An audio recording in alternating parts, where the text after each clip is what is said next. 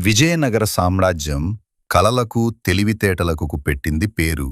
ఒకసారి అత్యంత కటిక చలికాలంలో శ్రీకృష్ణదేవరాయల వారు ఒక వింత ప్రకటన చేశారు. ఎవరైతే ఈ గడ్డకట్టే చలిలో రాజప్రసాదం ముందున్న కోనేటిలో రాత్రంతా నిలబడతారో వారికి 1000 బంగారు నాణేలు బహుమతిగా ఇస్తాను అని ప్రకటించారు. ఆ గజగజ వణికించే చలిని తట్టుకోవడం ఎవరివల్లా కాలేదు.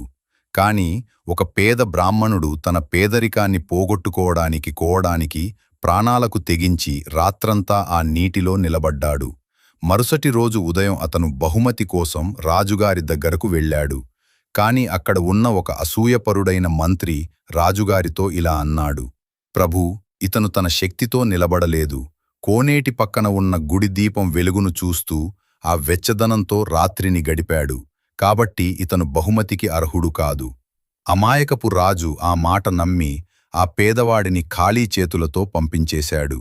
ఈ అన్యాయాన్ని గమనించిన తెనాలి రామకృష్ణుడు ఎలాగైనా రాజుకు కనువిప్పు కలిగించాలని ఒక ఉపాయం పన్నాడు.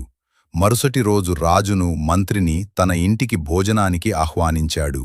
మధ్యాహ్నం దాటిపోయింది, అయినా భోజనం వడ్డించలేదు. ఆకలితో నకనకలాడుతున్న రాజుకు సహనం నశించి వంటగది వైపు వెళ్లారు. అక్కడ కనిపించిన దృశ్యం చూసి రాయలవారు నిశ్చేష్టులయ్యారు.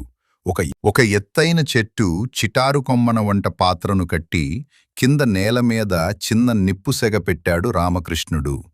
రాయలవారు ఆగ్రహంతో ఊగిపోతూ, రామకృష్ణ, నీకు మతిపోయిందా?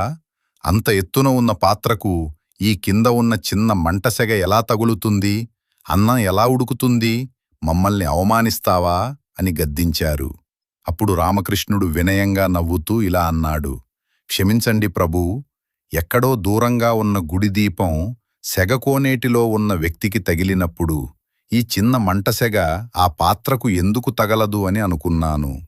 రామకృష్ణుడి మాటల్లోని అంతరార్థం రాజుకు అర్థమైంది. తన తప్పు తెలుసుకున్న రాయలవారు వెంటనే ఆ పేదవాడిని పిలిపించి సముచితంగా సత్కరించారు. మంత్రి తలదించుకున్నాడు. తెలివితేటలంటే కేవలం సమస్యను గుర్తించడం కాదు, ఎదుటివారికి అర్థమయ్యేలా కనువిప్పు కలిగించడం. నీతి: అధికారంలో ఉన్నవారు ఇతరుల మాటలు వినేటప్పుడు తమ విచక్షణను కోల్పోకూడదు. అసంబద్ధమైన కారణాలతో ఒకరి కష్టాన్ని తక్కువ చేయకూడదు. చూశారుగా, తెనాలి రామకృష్ణుడు తన తెలివితేటలతో ఆ పేదవాడికి ఎలా న్యాయం చేశాడో. ఈ కథ మీకు నచ్చితే లైక్ చేయండి. మరిన్ని ఆసక్తికరమైన కథల కోసం మన సత్య స్టోరీస్ ఛానల్ని సబ్స్క్రైబ్ చేసుకోండి.